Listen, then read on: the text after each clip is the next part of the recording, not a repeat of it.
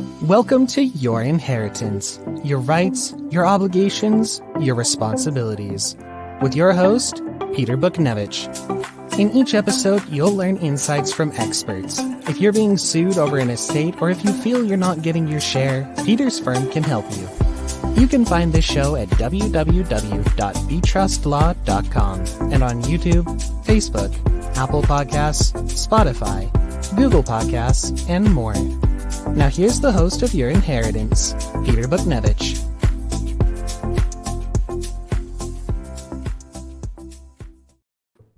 Hello and welcome to the show. Great to see you on the podcast. Today we're going to be discussing investing for a trust fund, non-traditional assets and alternative assets. Can they ever help? And our guest for our discussion today is Mr. Dick Pfister. Dick is a CEO and founder of AlphaCore Wealth Advisory.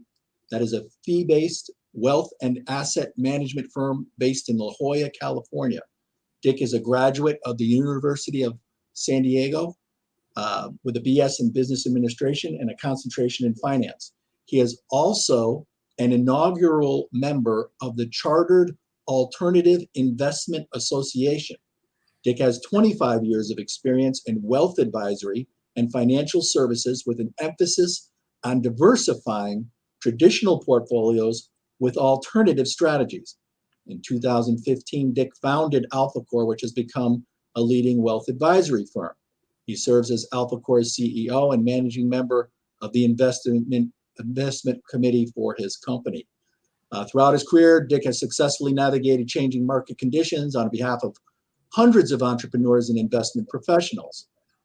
He's got a long resume. You can check it out on his website. He's been a technical analyst and a floor trader on the Chicago Mercantile Exchange and is got a very long list of professional organizations of which he is a part. The podcast platform folks need me to tell you this, and I need to say this, the inevitable disclaimer, that nothing that we are discussing today is legal advice to anyone, and nothing you view should be considered legal advice. This is a discussion designed to be a service to you to provide information. If you need legal advice for any matter affecting you personally, you should seek out the advice of a licensed attorney in the state in which you live. Also, nothing in this podcast is intended to provide or will provide financial advice. Viewers should contact their own financial advisors for that purpose. Maybe give Dick a call. And it's always a suggestion. Never try this at home. If you're managing a trust fund for a family trust, get the assistance of qualified professionals. You'll be glad that you did. So Dick, jumping right into it, what is meant by the term alternative investments? Well, first, Peter, thanks for having me. And for all the listeners, thanks for listening in. But that's a great question because the world of alternatives is kind of a catch-all phrase for a lot of different types of asset classes and investment you can do. What I've spent the majority of my career doing is trying to demystify and define the terminology of alternative investments. So I'll give you a top-down kind of 30,000-foot view of what the definition of alternative would be. And the alternative would be anything that's diversifying or other than traditional stocks or bonds. And we like to define alternatives in two large buckets, some of which I think a lot of your listeners would be very familiar with. One would be what we call alternative asset classes. And those would be things like private real estate, of which I'm sure a lot of people have exposure to, private credit, which might be privately offered loans, first trust deeds, those types of allocations, and then private equity, which is another type of investment that is a little bit longer term, but a lot of our clients and trustees work with clients who've had their own personal investment in their business, and that's a form of private equity investing. So those we call alternative asset classes. And then there's alternative strategies, which are typically more actively managed, more nimble, and typically trying to hedge your exposures. And those are strategies like long, short equity. So a manager that might be buying some stocks in hopes that their valuation goes up and shorting some stocks or selling some stocks in hope their valuation goes down. That's a long short strategy. Or there are things like global macro investing, which would include investing in currencies or in commodities or in equities. Those are alternative asset strategies. And the combination of those two really covers the gamut of what alternatives are today. Okay, so are alternative strategies or alternative investments, are they more risky, less risky? Is there less liquidity? Is there more constraints on them, less constraints on them? How can you explain that to us? Well, the interesting thing about alternatives, and the reason it gets hard to define alternatives, is that there are no two really created equally, right? The over the last 2 decades, alternatives have become more institutionalized, I'll call it, in that a lot of pensions, endowments, they've been allocating to alternatives for more than 2 decades. And because of that, they're requiring these alternative strategies and managers to be very transparent with what they do, how they do it, how they mark the valuations of these various investments. And then some of them have actually gone through the majority of them, they're registered with the SEC today. So there's a lot of safeguards that have been implemented, and a lot of that has to do with the institutionalization of the alternatives world. So the answer is this: in the world of alternative strategies, where the underlying instruments are liquid, like stocks or bonds or currencies, those could actually be liquid strategies where you can get in and out on a daily basis. So some alternative strategies are extremely liquid, right? Others are much less liquid. So if you're going to invest in a private equity strategy, you might be locked up or in that investment for 5 or 7 or 10 years. So you have to be understanding and really have the correct expectations of what you're going to get from the various alternative strategies. So the successes we've seen are when clients allocate to this space, they have the appropriate expectations on liquidity, on volatility of the investment, as well as the target return of these investments.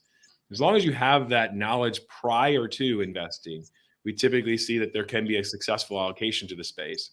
When you have a mismatch of expectations, where you might expect that this particular investment should produce this type of return in certain environments, and they don't, or they're supposed to provide you more liquidity than they did, that's when you have the issues of alternative allocations that can go sideways or down.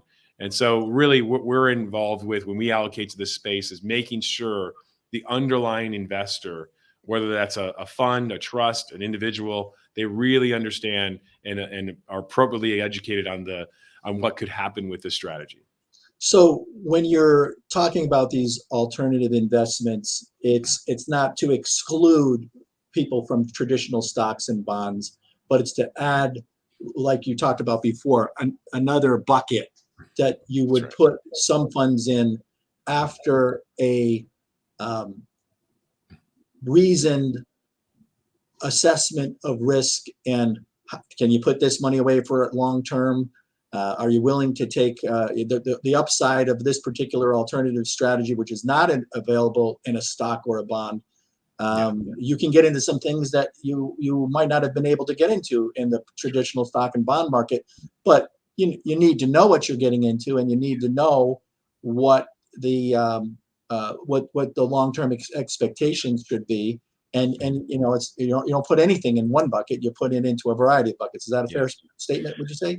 That's very fair. I would say the overarching philosophy at AlphaCore is diversification, right? So when somebody comes in and says, okay, I've got this blank slate of assets and I'd like to produce a certain amount of return or a certain amount of income, and I want to make sure that I have a certain amount of liquidity, whether that's daily or quarterly or annual, we use essentially the full gamut of solutions. And a lot of that can be US stocks or international stocks, equities, call them equities. A lot of it today can be traditional fixed income, treasury bonds, T-bills, muni bonds. They've become interesting because yields have risen so much. The third bucket, or call it the third leg of the stool, is this world of alternatives. And that adds the diversification factor that we think most clients and portfolios need today. I think nobody can understate the volatility or the hit what we've had over the last 24 months. A traditional portfolio might be a 60-40 portfolio of stocks and bonds. Well, last year in 2022 was one of the first years since the Great Depression that a 60-40 portfolio was down. So bonds were down anywhere between 12 and 15% last year, and stocks were down anywhere between 12 and 20% last year. So a 60-40 portfolio was negative. If you had this third leg of the stool, alternatives, you would have mitigated a lot of that downside. And in some ways, you could have actually made money in an environment like last year. So if we think about the future and where we're going, 5 years, 10 years from now, we believe that the environment is significantly different than the past 10 years or the past 15 years. So we've got to implement and have this diversifying strategies bucket put into a portfolio to help provide good risk-adjusted returns going forward. So you've answered some of the question that I'm going to ask next, but I think it's worthy of some further extrapolation, and that is for folks that the world I live in. If you're got older folks who have a trust fund, or you've got a spouse that is living, maybe their spouse has passed away, and we're trying to manage in trust administration, trying to manage a retirement portfolio or a trust fund for that person to provide sufficient income in their life for their health, their education, their maintenance and support. I'm using that as a term, Sure. the HEM standard. And you want to make sure that they're comfortable through the balance of their life, and that there is enough left over, for the remainder men that come thereafter. That is a traditional desire of most people when they're doing their estate planning. How do alternative assets fit in with the stocks and bonds mix? Sure. And if you're sitting down with a person, what are the steps? What kind of a conversation do you have with the person, the trustee, or the person who's on the receiving end of receiving the money? How do you deal with that? Good question. I think what's interesting about that is what a trustee or an individual who's living off a corpus of money typically has to produce a certain amount of return to live off. So for living expenses or for income expenses that they might have. So in a lot of ways, whether that's a $1 million account, a $10 million account, a $20 million account, it's very similar to what an endowment or a pension must do as well. Endowments and pension, whether that's call it an Ivy League endowment, they typically have a 5 or 7% hurdle they must hit because they have expenses they have to use that yield or return on for managing the university or managing the pension fund. So think of it that way. As an individual trustee, you might need to produce a 5 or 7 or 8% return annually as well. The key to that, one of the critical components, is that you must not lose a lot of money in any certain environment so that you can continue to put out that 5 to 7% return. So we have this philosophy at AlphaCore, which is you can win more by losing less. So I'm just going to give you some simple math, and this is pretty simple, Peter, but you'll understand it right away. If you have $1 million and you lose 50%, you now have $500,000, right? So to get back to break even from 500 to $1 million, just the numbers make sense. You have to make 100% on your money. So that is a home run by anybody's standards, right? To make 100% on your money, that's a real good return. So what we're trying to do is mitigate that downside. So if the stock market goes down 30, 40, or 50%, if we can be down only 1/3 of that, and then when the market recovers, we recover as well, then we've done a great job of actually helping meet that hurdle or target of 5 or 7%. Because if you need to withdraw 5 or 7% every year, but you're withdrawing while you're down 30 or 40, 50%, you have this reverse compounding effect because you're taking out money when you're losing money. And that really affects your long-term value of that corpus of money. So what alternatives can do for a trustee or an individual is they can help mitigate that downside and hopefully produce return or yield in an environment that's difficult or volatile for stocks and bonds. So that's why it's even more important when you're living off a fixed income or you're living off a fixed yield to have this diversifying return stream versus just having the whims of the stock and bond market in front of you. Right. You mentioned something earlier that the bond market is maybe more attractive now because yields have gone up, but are the yields really keeping up with the pace of inflation? Maybe so, maybe not. It's better than it has been for a long time. But the alternative strategies can keep you ahead, so that the person is the recipient, the beneficiary of the trust fund, is not dipping into corpus and maybe bringing it down. And we sometimes see situations where people, they get into their late 80s and 90s, and they are dipping into corpus, and they could start to look like they're running out of money. It's they're living longer, and so it's important to at least consider these strategies as part of the overall mix. And you said something that these aren't like new things that are novel or esoteric. There are pension funds, and big pension funds are utilizing these alternative strategies. Can you give some examples of that, or how much of that some pension funds, without maybe naming names or anything like that, but how they're doing that, so because that might give confidence to people that this is something they could look at. Yeah, if you looked at any of the leading universities in this country, or even the smaller universities, most of them employ what's called the endowment model. It was made famous by University of North Carolina CIO David Swenson. And David Swenson came up with this philosophy. This is probably 30, 35 years ago, where he did the same kind of math we were talking about. He said it wasn't so important to hit the maximum return every year. What was more important was mitigating the downside. And he said, well, I need to go find strategies, managers, portfolio managers that can actually apply a much more stringent risk management policy than just being up to the whims of the stock market. So he started doing research on the world of hedge fund strategies, private equity strategies, private real estate strategies. And what he realized was those managers or strategies were more incented to hedge or to do deeper dive due diligence on the asset allocation that they were going to have. So they weren't they don't necessarily need 100% of their portfolio to be daily liquid every single day. So you could say, well, maybe I'll take a third of my assets and put them in longer term liquidity investments. So an endowment and a pension, they can typically do that. They have a longer term time horizon. But 20 or 30 years ago, to get access to some of the biggest and best managers around in the country or globally, the minimums to get in were 20 or 30, $50 million minimums. So really it was excluding the individual. It was excluding the smaller investor.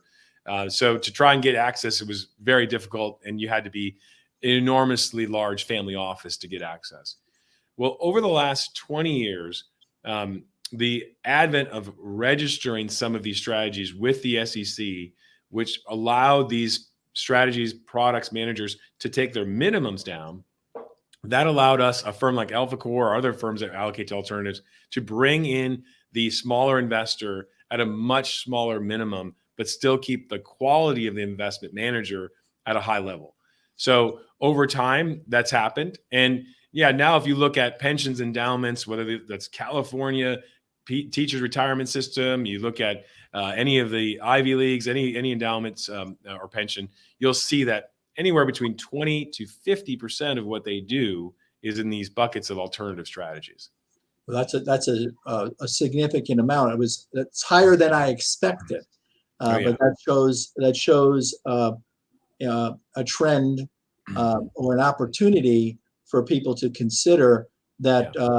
That I guess just 10, 15 years ago, like you said, wasn't available to the smaller investor and was only available. So now people with $1 million trust funds, or it depends on how, I don't know when you really get into alternatives, what the threshold amount that you'd have to really be able to allocate that much to alternatives, but it's available to the smaller investor now. That's right. That's right. And I think what's happened is, if you think about, I'll use private equity as an example. So most people understand what public equities are, right? That's Apple, Facebook, Google. They're publicly traded on an exchange. Either that's the NASDAQ or the New York Stock Exchange primarily. And you can get daily liquidity, and you can see the daily marks every single day. That's public equity, right? But private equity is just another form of investing into equities. But they're typically smaller, privately held companies. And if you think of a company like Uber or SpaceX, or some of these names are pretty well-known names, they're privately held.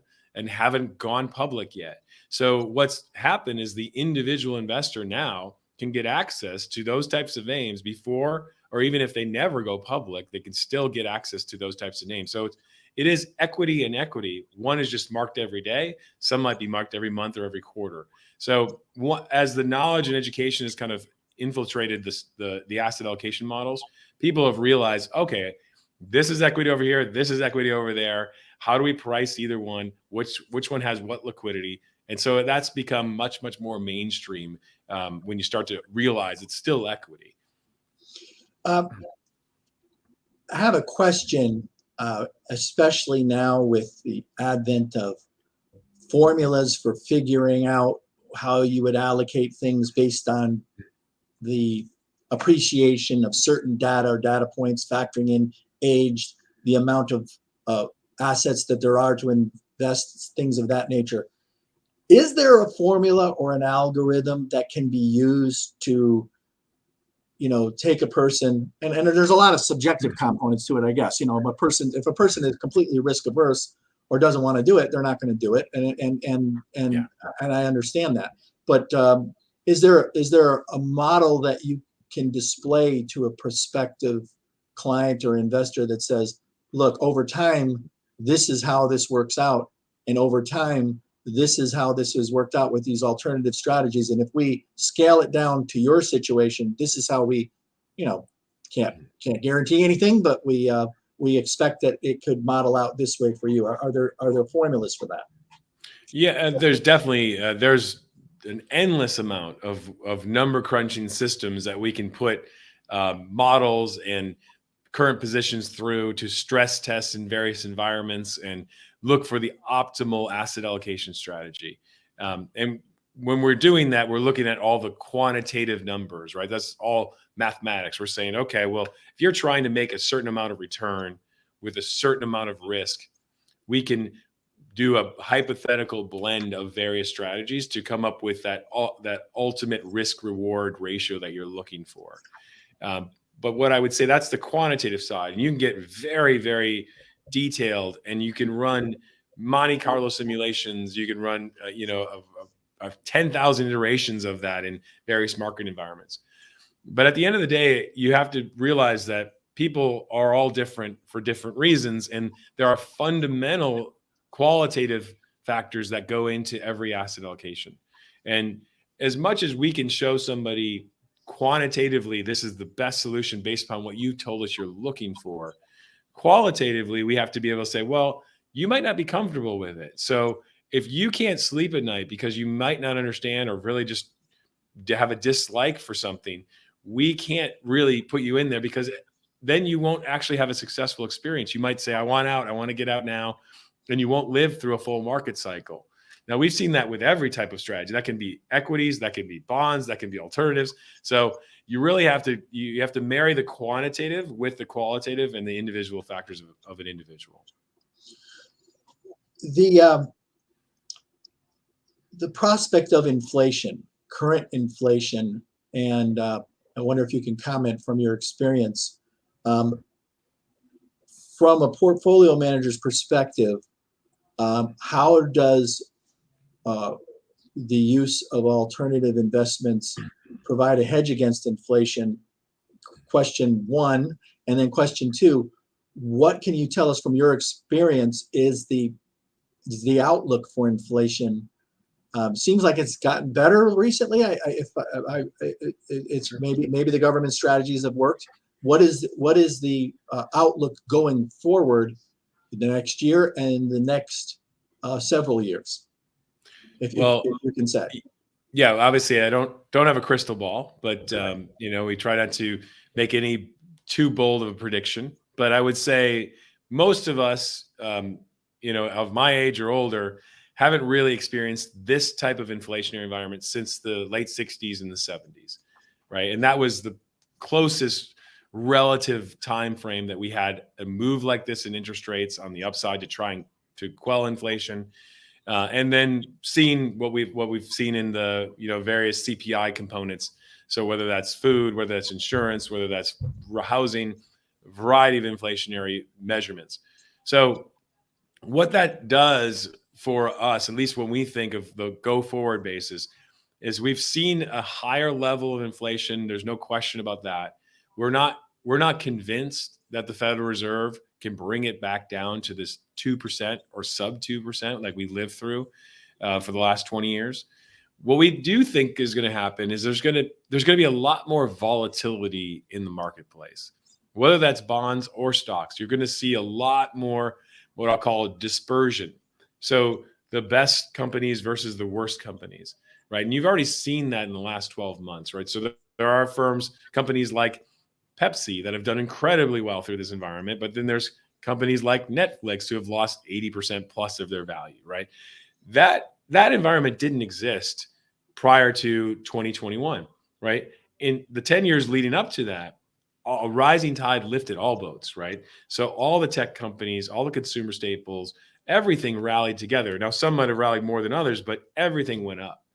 We're in an environment now where we see late 70s, 80s type of stock market movement, where you'll have winners and losers. And overall, the stock market might actually go up, but it's critical to understand which ones will be winners and which ones will be losers. So that means more actively managed strategies, right? I think a lot of us have gotten used to this passively managed world where we can just go buy an ETF or buy an index, a stock index, and feel good about it. I'm just going to get the market, right? Well, the Fed Reserve has already told you that easy money world is already changed, and it's probably going to be here for a long time. And that means volatility is high, and that means dispersion will be high. And that happens again also in traditional fixed income, where you could see short duration treasuries and bills and notes yielding much, much larger, higher yield than long duration. So you've got a 6 month, a 12 month, a 5 year yielding higher than a 30-year bond. That's an inverted yield curve. That hasn't existed for many years either. So again, dispersion across the board, that means volatility, and that means actively managed strategies should outperform. That's a surprise, or that the fact that your an investment in a long-term bond is lower than these other short-term vehicles is not what has happened over the years, but it's happening now, is what you're saying. That's right. That is an inversion of the yield curve, and that usually portends that we're going to go into a deflationary environment eventually, or a recession. That's usually a very big indicator of a recession. So it doesn't always, but it's a very high hit ratio that we would be heading into a recession. So what a lot of the bond markets are saying then is that, well, the Fed keeps telling us they're going to raise rates and they're going to keep rates high, but eventually they're going to have to capitulate and they're going to have to lower rates. That's what the bond market is saying. So that means there might be a recession around the corner. So the irony now is sometimes bad news is good news, right? When inflation is high, you're seeing the Fed raise rates, or the anticipation they're going to raise rate.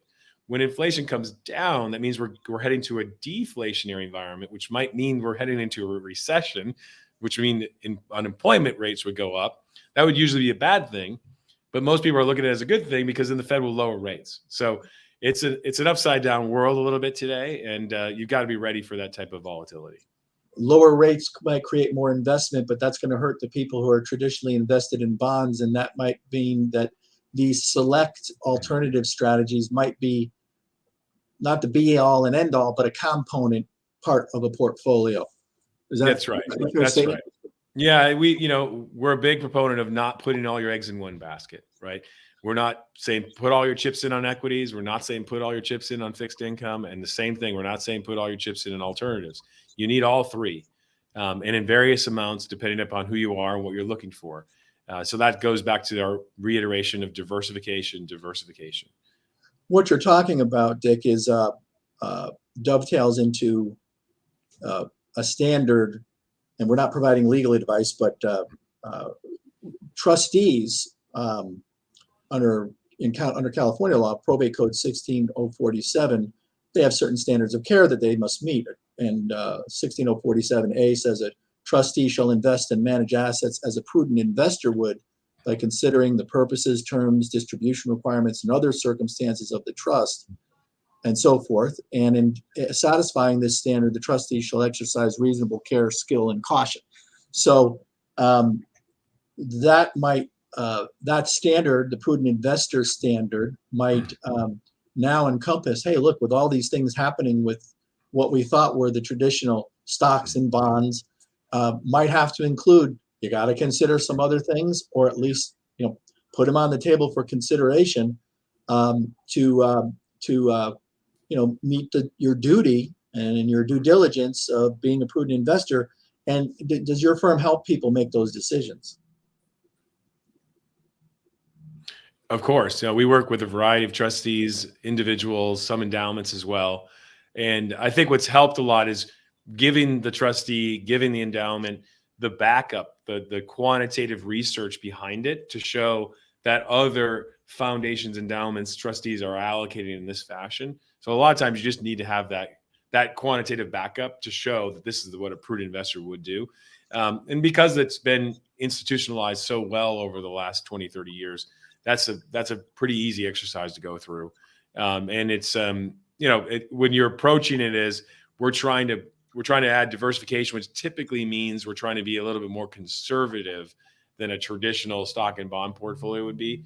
That does change the philosophy or the attitude towards it.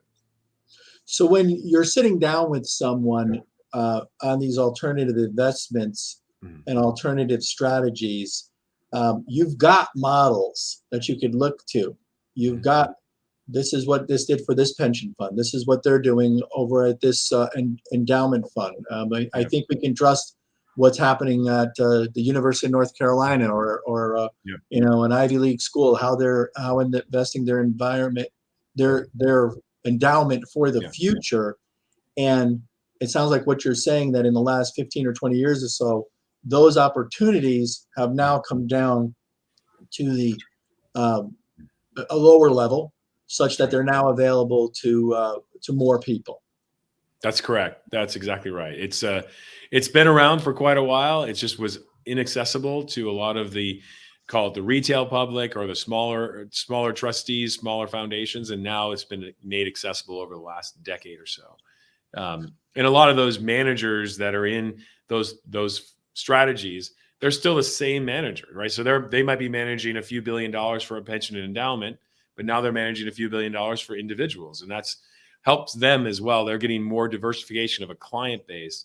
They're not just beholden to these very large chunks of money. They're actually going to see, instead of 100 points of light, they see a 10,000 points of light of individual investors. In a sense, the ability, what you would call the democratization, if you will, of this access. Just to put in your toolbox, not to make anybody do it if they don't want to do it, but it conceivably makes things safer for people because they have more opportunities and they have more places to spread risk. So now you don't have just two traditional buckets. You have 3, 4, or very, very many, and you could get a piece of the action like the big hedge funds do. Is that a fair statement? Yeah, I mean, I have to put on my compliance hat when I say safer, because the definition of safe to one person is different than the next person. So I would say, generally speaking, if you can add a diversified return stream to your traditional stocks and bonds, generally speaking, that's going to be safer, quote unquote. But at the end of the day, you have to understand the liquidity turn, the fees of the fund, the variety of other attributes of that strategy. Otherwise, it won't be successful for you. And so some of the biggest, issues I've seen when allocating to the world of alternatives, like I mentioned earlier, is this: you have this mismatch. If you know going in that, hey, I need to hold this for the next 5 years to extrapolate the return that I'm looking for, and that's in your bandwidth to do, that's great. But if you go in and don't realize that and say, I really want to get out in 3 months, well, that might lead to a mismatch. And in that case, they might actually post a loss because they didn't give it enough time in their portfolio. So really, it's about matching that expectation. I just can't iterate that enough to make sure that the end client is on the same page. You got to be very thorough in your explanation and the expectation that, look, you might get into this alternative strategy. It's going to be good for you in the long run. You've got a couple of classes that are stocks, equities. You've got your maybe more conservative bonds, returns, whatever you've got, but you're also planning on living for another 25 years, and maybe you'll have some in 5 to 10 year buckets that you'll deal with down the road, assuming you could tolerate that and That's you right. don't get nervous about it. That's the kind of discussion you're having with the client and the trustee. That's right. It's interesting. I just thought about this, but because it's so in our face these days, but the regional banks that are having these issues, right? We all know the names: Silicon Valley Bank, First Republic. When they bought the bonds that they bought, the difference between what's going on today versus what went on in 2008 is these banks took people's deposits in, and then they bought long-term treasury bonds, right? So in nobody's right mind would have said, wow, that's really risky. You're buying long-term treasury bonds, right? But they bought bonds. They were long duration. I mean that they were 10 or 30-year bonds. And when rates rose as fast as the Fed raised them, those bonds went down 15 or 20% in value. But because they couldn't hold it to maturity, just like I'm talking about an alternative, they couldn't realize that total par value of that bond. So they had to sell at 20% losses, which caused the whole regional bank issue, right? So when I go into a treasury bond, I think, well, that's safe. That's got to be safe. If we're going to define safe. I mean, anyone would think that treasury bonds, if I'm going to do anything to be safe, I'll go into treasury bonds. I'll put everything into treasury bonds. That's right. But it looks like that didn't work out quite so well. That's right. And that goes back to that mismatch of expectations. You have to go into that. If you're going to go buy a long-term treasury bond, well, you better be ready to hold it for 30 years if it's a 30-year bond, right? If you're going to go into private real estate and they say you're going to need 5 or 7 years to realize this, well, you better be ready to hold it for 5 or 7 years, right? Even if the liquidity is better than that, you better have that expectation that I might need to hold it for this long. So that's what I mean by you can add these strategies, and I think they're very valuable. But make sure you understand it, and then bucket into liquidity buckets, right? So if you need a certain amount of daily liquidity, we create that for our customers, right? We customize all of these allocations. X amount goes in daily liquidity, X amount goes in quarterly liquidity, and then another bucket for 1 year or longer liquidity. So just so we're all on the same page of, okay, this is what we know you're going to need. If you need to liquidate, we can get it out within 24 hours. Yeah, people should know about this. They should know about these strategies, and they should be informed about that. Yeah. We were talking about monetary policy, and regarding monetary policy of the federal government, if you can say, you touched upon it, but have there been recent developments of that policy that affect the considerations we've just been discussing? Yeah, it's interesting. I grew up in Wisconsin, so I'm a Midwestern guy by nature, and I moved out to California to go to school. And so I've been here for 25 years plus. But I always go back to, I have 3 children, and I try to talk to them about finances. Right, I've got teenagers, and talking about working and saving, and you should never spend more than you make, right? That's my mantra. Just if you spend less than you make, you're going to be fine. Well, the Federal Reserve has been on a tear for the last 50 years of spending more than our federal government takes in. So if you look at the depreciation of our currency since we went off the gold standard, it's dramatic. So $1 in 1971, which is when we went off the gold standard, is now worth $8 today. So you have to take $8 to buy $1 of things that you would have bought in 1971. It's an 800% inflation in that period of time. So naturally, that means we've had a lot of inflation in 1971 dollars versus today. So as we go forward and we talk about the debt ceiling and we talk about banks being bailed out, what does that mean? Well, that probably means that inflation on a real basis and a nominal basis is still going to stay high. So as we look forward to say, what's the Fed going to do? We're all concerned about the Republicans and the Democrats not agreeing on the debt ceiling. Generally speaking, they're going to raise the debt ceiling limit, right? They might not for a month or two, but eventually they're going to have to. So that means there's going to be more printing of money we don't have. So what in that environment, what can do well? Well, we believe actively managed strategies can do well. We believe managers that can give you exposure to commodities markets. So gold, silver, all the industrial metals, copper, aluminum, those managers can make some money. Currency managers who can be in the dollar versus the yen versus the British pound. Those are strategies that an individual trying to go trade or trying to allocate to is very difficult to try and go buy the yen, right? Or go buy the dollar index. It's not the typical thing that an investor would do. So we find the best of breed managers in those strategies in the alternatives bucket, and we put them into portfolios. That's great. Do you put on seminars or meetings for people? How do you educate prospective clients on these types of things? We're having this discussion now, sure. But do you put on any forums for this type of thing? We do. We actually now have an office in Indian Wells. So, and we have offices in a variety of different cities across the country.